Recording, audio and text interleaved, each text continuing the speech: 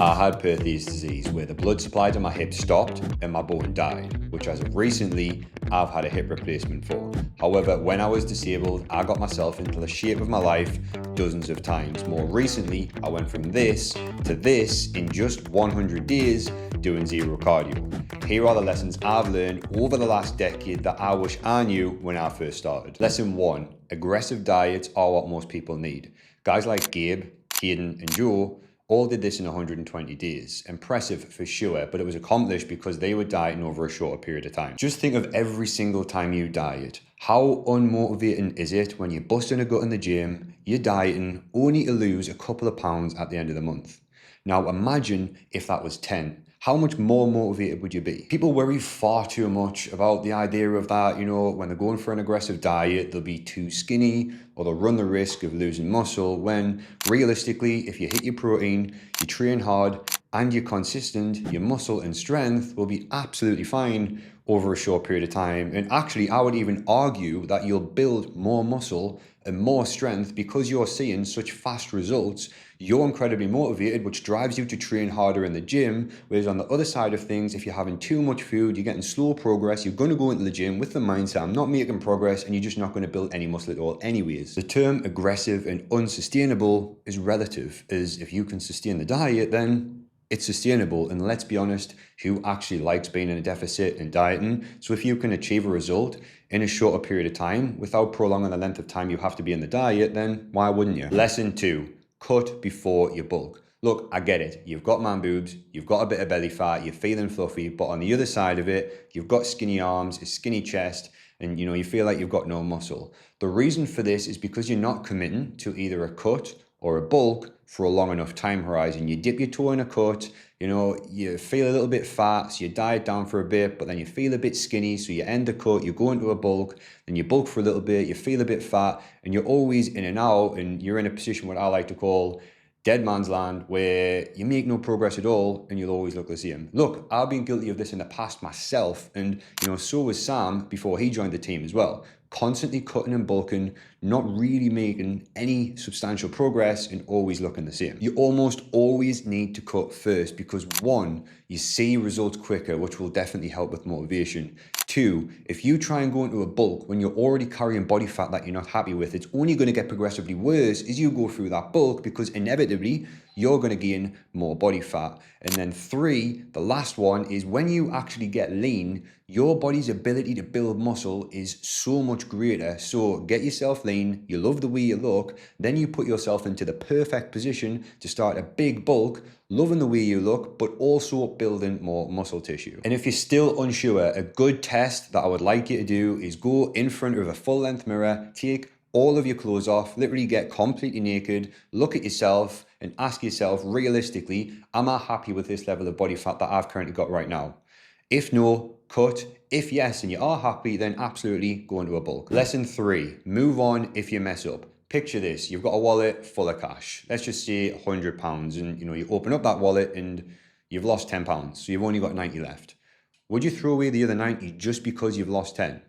Absolutely not. That would be ridiculous. So using that same mindset, when you've had one day, which is bad, or even just one meal, which is bad, or even a bad weekend, stop wasting the rest of the week or the rest of the month just because you're feeling sorry for yourself because some things went wrong. I honestly couldn't count the amount of times that my hip caused me pain, flared up, which literally led me to not being able to walk for an entire day. Crying over it or feeling sorry for myself only resulted in one thing: me staying fat. You don't need to panic or cut your calories when you've done the dog on it or increase the cardio. Simply dry your eyes, move on, stop being a baby and focus on doing the things that you know you need to do and are probably avoiding that will get you to where you want. 4, eat the same meals every day. Most people have the same 10 meals every week. So pick your favorites, make them high protein and low calories if they're not already, and have them on a set rotation. Stop waking up and guessing what lunch and dinner is going to be every single day, making multiple different meals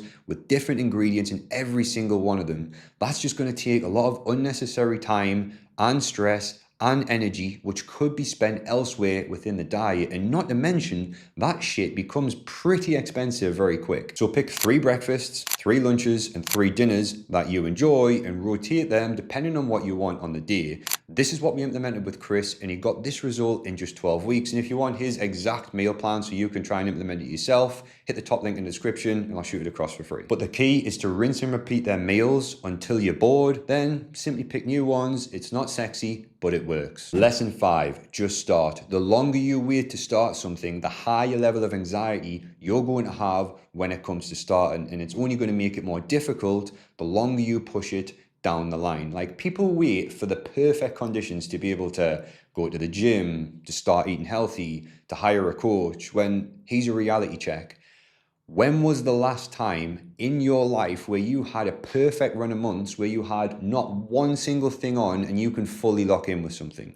Exactly, I thought not. It's never happened. A good frame I like to think of here is, what's the alternative to not starting? You stay fat, anxious, depressed, unconfident, unhappy, miserable, low on energy, not nice to be around, avoiding mirrors. For the next 3 to 6 months, no matter what, the days will go by. Whether you can train 1 day a week, 2 days a week, 3 days a week, or obviously 5 days a week is great. Something is always better than nothing. And even if you can't go to the gym, you're a grown adult, you are still in full control of every single item of food that passes your lips. Busy, stressed, or short on time, you have time to eat. So stop waiting for the perfect time to just make better food choices and moving more to get the body that you want. If Lee can do this in 16 weeks whilst working offshore, then you can too. Lesson 6, it's harder at the start. And I'm seeing this because I'm experiencing this right now. I've just had my hip replaced, so every single thing I do with my leg is hard. I'm in pain during the movements, I'm in pain even more so after the movements, and then when I am going into the gym, I can't lift any weights. I'm a built lad going in and doing everything with body weight, so I feel a little bit silly. But guess what? It is totally normal because I am at the start. It is going to be more difficult. You're waiting for motivation to come, and here's another reality check. That is never going to come, or if it does, it's only going to last a day or two. Real motivation only comes when you actually see results, because you see the effort that you're putting in actually work. And guess what? How do you see them results? By actually starting. Lesson 7, if it fits your macros, is keeping you fat. From someone who has tracked for over a decade, tracking macros is what keeps people fat. It's common for coaches out there to say, look, eat whatever you want, right? You can lose body fat and you can lose weight as long as you hit your macros. And in truth, I agree with that. However, they say that because it's easy to sell. Like, the issue, what I see when it comes to if it fits your macros when you don't have a structure, is people try their absolute best to fit every single thing that they like into the diet just because it fits the macros, and they wonder why they've got no energy, they've got no muscle, they're drained, they're absolutely starving, and they're finding the whole dieting process difficult. And I've been guilty of this in the past. When I went to track calories, I thought, ooh, I've got quite a lot of carbs left. I'm going to leave it for a donut. I'm going to leave it for sweets. Only to inevitably fall off track with my diet because it gets to 5 o'clock and I've got no food left. Also, there's a stat out there, don't fully quote us on this, but around about 40% of people actually underestimate the amount of food that they're consuming, which makes sense. As humans, we don't want to think we're in the wrong, so it's very easy to just second guess and say, oh yeah, that looks like that, and wonder why you're not losing weight. It's because you're eating too much food and you're not tracking everything. Plus, you've also got the added stress of every single day waking up and just wondering what combinations of foods you can put together to hit your macros. It's a chore, it's energy, that is just completely wasted. My personal recommendation, if you actually want to get a serious transformation, is to follow a meal plan and structure, which leaves you so many calories and macros at the end of the day. If you want a bit of flexibility and you want a bit of a snack, you can just chuck that in there at the end of the day. Lesson 8, balance is keeping you fat. We want balance and sustainability, sure, but restriction is needed if you want to lose fat fast. And the habits that you have and the balance that you're striving for right now are the exact things what have you in the mess that you're in. And as much as you want this to be a sustainable lifestyle, zero restrictions are not enough will result in zero progress. The balance will come when you get the result, which if you lock in, really won't take long, as Joe did this in 12 weeks. But now, 6 months later, he looks like this.